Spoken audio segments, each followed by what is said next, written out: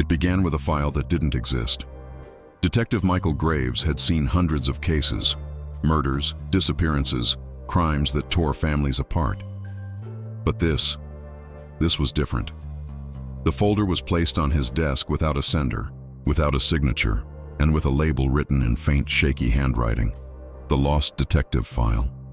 He thought it was a mistake, but when he opened it, his heart stopped. Inside were photographs of himself, standing in places he couldn't remember, talking to people he had never met, and at the bottom of the stack, a death certificate. His own. From that moment, Michael knew this wasn't just another case. It was his own life on trial. Every second in that cold, flickering room felt heavier than the last. The file didn't belong to any department record. It wasn't in the system. No fingerprints, no serial code, no trace. It was as if the file had appeared out of thin air. But what truly unsettled Michael was the final page. A handwritten note that read, "Find her before you forget her." What if the one thing you're trying to remember is what they want you to forget? He couldn't sleep that night. The name her kept echoing in his mind. The next morning he checked old case archives. No leads, no matching handwriting, no connection. Then he noticed something strange. Several of his old cases had missing evidence files. Entire folders vanished from the database. He asked his partner, Detective Lena Cross, about it. She looked confused. "Michael, what files? You haven't been assigned a case in over a year." He froze. "What are you talking about? I just worked the Wilcox case last month." Lena shook her head slowly. "Michael, that case never existed. When your memories don't match reality, which one do you trust?" Later that day, Michael found himself driving aimlessly through the city. The rain tapped against his windshield, the same rhythm that haunted his dreams. He parked near the old district where the police station once had a records annex. The building was abandoned now. Boarded windows, graffiti, silence. Inside, the air was thick with dust. But on one table, there was something recent. A tape recorder, and beside it, a note written in that same trembling handwriting. "Play this when you were ready to remember." He pressed play. Static filled the air, then a voice. It was his own.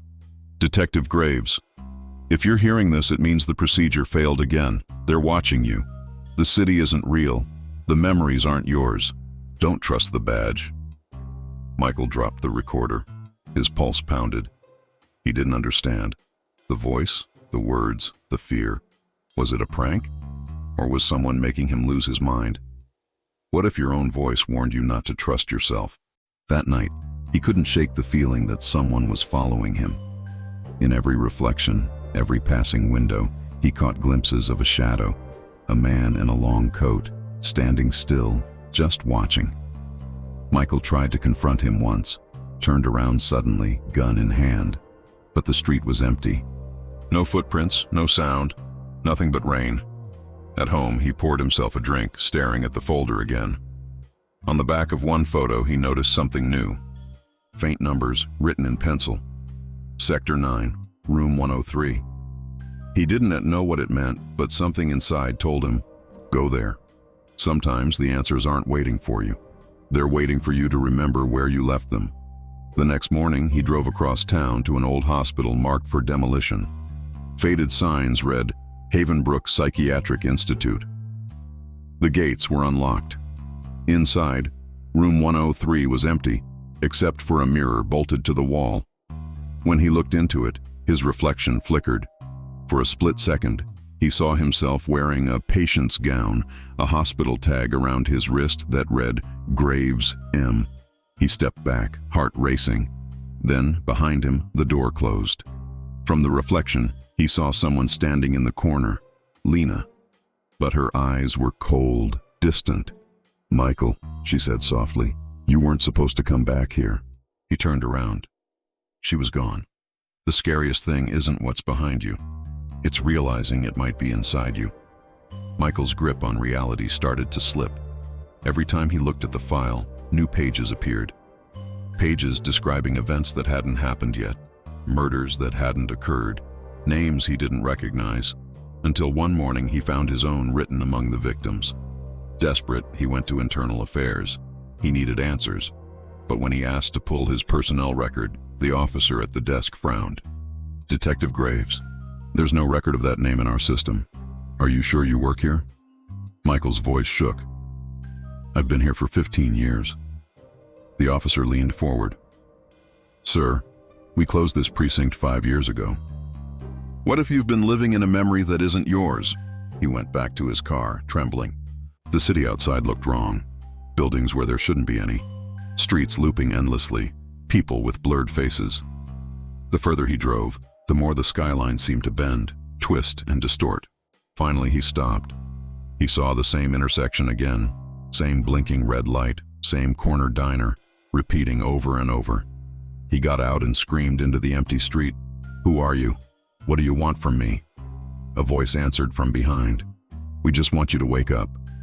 It was Lena. She stood there, calm, holding the file in her hand.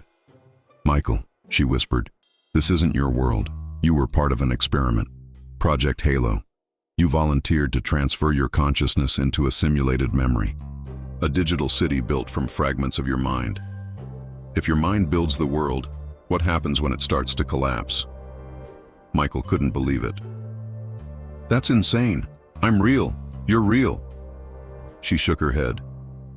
"You died, Michael, 10 years ago, but your mind didn't. They preserved it, replayed it, over and over. Every time you find the file, the system resets. You were the detective investigating your own existence." Michael stared in horror. The file in her hand began to glitch, flickering between paper and light. "Why me?" "Because you couldn't let go," she said softly. "You kept searching for truth, even after death. The most dangerous question in the world is, who am I?" The city around them began to tremble, lights flickering, walls fading. Michael's vision blurred. "Lena," he whispered, "how do I stop it?" "You don't," she said. "You remember." She handed him the file.